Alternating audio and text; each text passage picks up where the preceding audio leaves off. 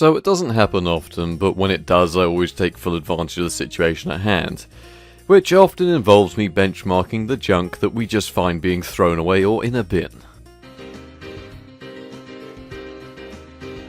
This right here is an Nvidia GeForce 7950 GT that was being thrown away, and for good reason too. It's fairly dusted and covered in what appears to be some cobwebs, as well as a dead spider down the bottom, as well as loads of rust that appears on the two support struts that come out of it. They don't really serve much of a purpose, so that doesn't matter all too well, but when things are rusty, well, you know, it's not always too great. Released in 2006, this is the OEM variant of it, which comes complete with 24 pixel shaders, as well as 8 vertex shaders, 24 TMUs, and 16 ROPs, because this is before CUDA cores were a thing, so I need to read out the individual specifications, all while being based on the G71 architecture, which is always quite useful as it wasn't too bad and was able to keep up with the AMD cards of the era, or ATI cards of the era. That's how old this thing is. Our variant comes complete with 256 MB of GDDR4 VRAM, and to give you an idea of where this card's meant to compare, it's slightly worse than the ATI Radeon X1950 XTX, which I've also reviewed on the channel. But of course that was cheap on release, and was however superseded by the absolutely brilliant GeForce 8000 series, which destroyed near enough everything on the market and was a super improvement over anything that was actually available. But that's enough history about this old ass GPU. We want to find out if this free graphics card was worth saving from the bin, and if it even works. So why don't we get to sticking it in my system. So swapping out from the AMD Fury round to this graphics card, at first it didn't seem like it was outputting at all, and that was through any of my 3 monitors. In the end I tried remounting it in the system and we got it to output, and how exactly was it outputting? Well, in the BIOS it seemed alright, but as soon as we made it to the desktop, well, we saw things were less than ideal and the card was artifacting to hell. So this would likely explain why a mediocre graphics card from 13 years ago was being thrown away. So why don't we take a look at what we're dealing with and see if we can actually get it fixed. Taking apart this card makes it seem like it's quite easy to do. I mean, there's no screws and just 4 clips, which is actually pretty good and makes it 10 times easier for what we need to do, which is take the card apart. So firstly, after giving it a quick clean, it didn't seem to work, so that only really leaves us with one option left: the oven. So I took off anything that remotely looks like plastic or paper or could in any way cause issues with the card, as we are going to be running this thing through the oven at a rather high temperature for near enough 5 minutes, in the hopes that it will cure our GPU from the bin, so that this video may have actually been worth watching and actually worth me making in the first place. So after putting it on a few balls of metallic kitchen foil, I think it's called kitchen foil, we'll stick it in the oven and see how things go. So considering I've done this once with good results, we should be okay. And after putting it back together, just how well were things working? Well, the graphics card made it to the desktop, so it was actually time to get some drivers installed and get ready to go. Up first with today's benchmarks, we have the likes of CSGO, which was a surprise to me.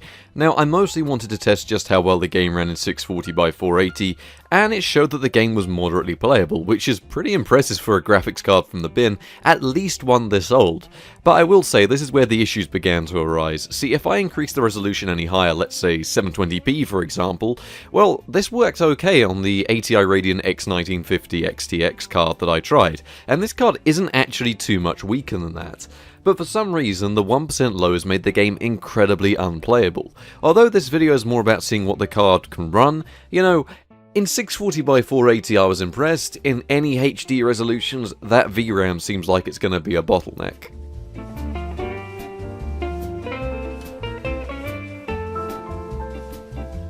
No surprise on this one with Far Cry 3, which although supports the DirectX 9 renderer, does support from the slight issue of not actually running all too well on a graphics card from the bin. Regardless of it being in the lowest resolution with the lowest settings in the lowest FOV possible, the game struggled to stay much higher than 20 FPS, much like the console versions of the game. Not to insult those versions, but yeah, they weren't very good. Overall, unless you like moderately fast slideshows, this was a no-go on the system, especially with particle effects and explosions going on, which would tank the FPS even more. Next up was GTA 4, which ran awesomely. As you can expect for the PC version, it blue screened and died, and I tried it a few more times and it kept blue screening and dying, so that was pretty good. Next up was another game that surprised me within reason, which was Skyrim. Now you have to keep in mind that this game is much newer than the graphics card we're using, and we saw pretty playable frame rates when we were playing the game in 480p. 720p I did test, but the frame rate was all over the place and wasn't all too good, and I reckon this was another VRAM related issue, as in the increase in resolution, despite the lack of increase in graphical quality, you know, it was a huge performance hit once again and made the game completely unplayable. Although I will say the game did run in 480p, it did have a few very odd shadow and lighting related issues that were present for some of the time but would also disappear, and it was definitely an issue I've seen before with older cards and Skyrim. Next up was some very modern titles with Rocket League, which is very modern actually, and we are playing with the lower settings in a very low 576p resolution, and the game was actually somewhat playable. In fact, it was actually very competitive from what I was able to play. I didn't try any of the higher settings purely because of our track record with things so far, and when I did give it a small test off camera it was a train wreck as well, or a car wreck, or whatever analogy you want to really use for a game where you play football with cars. Either way, provided you play around with the settings, you can have it looking about as good as it would on a PS2, and you know, it was playable for a graphics card that was found in a bin.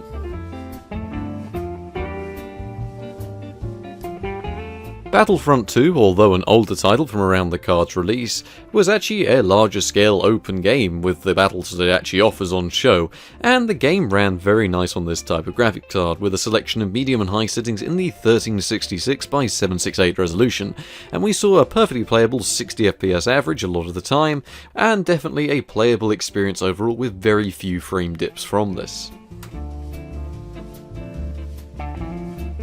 But can it run Crysis? And yes it can, provided you don't mind the game looking about as awful as possible with the lowest possible settings in the lowest possible resolution of 800 by 600, which is not exactly pretty, but we did see a frame rate that hovered around the 30 FPS region. Not nice, but it does indeed start and kind of run Crysis. Then again, just for fun, I decided to set the game to 1080p with of course the lovely high settings, and we saw about 3 FPS.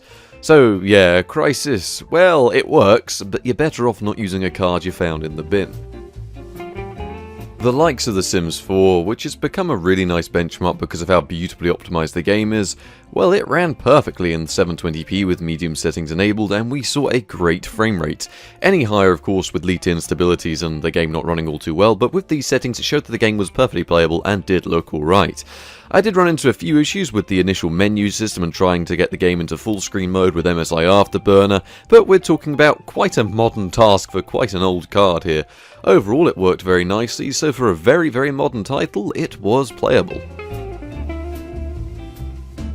KSP worked alright, which was nice for a small indie title. It did have some frame drops here and there, but ultimately, for the most part, it was perfectly playable in the lower settings.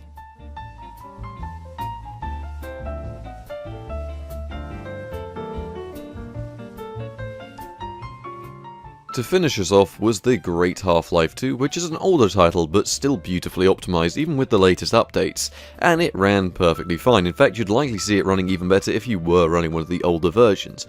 But even the latest version of it runs perfectly fine on a card like this, through intense action or whatever you want to get up to, so perfectly fine to play those older titles on the 7950 GT. Now, it was around here that things got a little bit tricky. See, I mentioned OpenGL earlier, which meant that any titles like Minecraft wouldn't utilize the graphics card properly, which meant that it just wouldn't work. Now, I tried forcing older versions of the game, I tried Optifine, I tried different drivers, I tried damn near everything to a different system and a different OS. And of course, even something like Ice Storm Extreme from 3D Mark, well, that uses OpenGL too. And we saw the exact same thing with low utilization. In fact, we saw 7% in a benchmark. So OpenGL support on the card, no matter what I tried, just wouldn't work properly. It was so ridiculous that even using Quake 2, well, just because it uses OpenGL, it wouldn't work properly. But once again, I'm going to put this down to some bin-related issues. Emulation-wise, yes, emulation-wise, I really did spend the time to see how this very little piece of trash would hold up, using a fork of Dolphin that still allows for DirectX 9 to be used, as I really recommend using that for your budget emulation needs.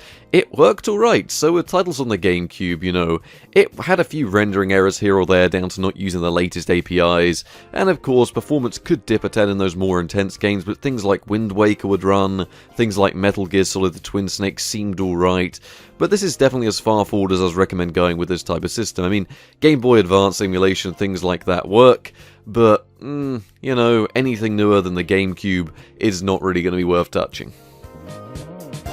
Now, I always like to touch on this towards the end of the videos, so how was it for general usage? Well, it lacks any modern API support, and OpenGL support was shot for some reason, so I couldn't do any live streams because OBS wasn't even going to launch with this graphics card, which also meant I had to use MSI Afterburner itself for recording, which is alright, just the quality can suffer a tad, and it's nothing too bad, and the video still worked out okay and the recordings were alright. It was nice and quiet for a graphics card, which was very nice, but then again, it doesn't really use all too much power, which is a godsend compared to the likes of the HT4870X2 from the last video. Although at least I could guarantee that card would actually start virtually all applications, it wouldn't blue screen if it found something it didn't like in a modern title.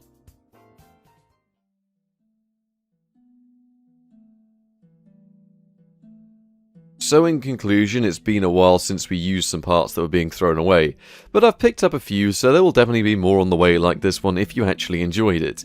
But what really matters is that we were able to resurrect a graphics card and ensure that it was able to live out just a few more days within my system. I mean, it's still working now, within reason. I was able to use it for most tasks that it could handle, and up until this video was done, well, you know, I didn't have any issues. I mean, I couldn't live stream on it due to OBS, but that was alright, and sure, it was an issue with an old NVIDIA graphics card, you know, not being able to run the program. But hey, it was relatively stable, other than a couple of blue screens here or there, and there wasn't exactly much we could do about that regardless, as it was in some very weird and unstable titles anyway. It's always nice to try and save a graphics card, and the design is actually quite nice, at least from a practicality standpoint. I mean, it's not pretty to look at, and it does look like a hunk of rubbish, but still, I mean, what if we want to build a PC out of a load of rubbish in the future? This might come in handy. Thank you very much for watching. Good night. So this video was meant to be a bit spontaneous, but in the end I turned it into a rather large video, but overall thanks again to my patrons for supporting the channel. You guys are such a huge help, and you can catch me over on Twitter or even over on the other channel for some extra content.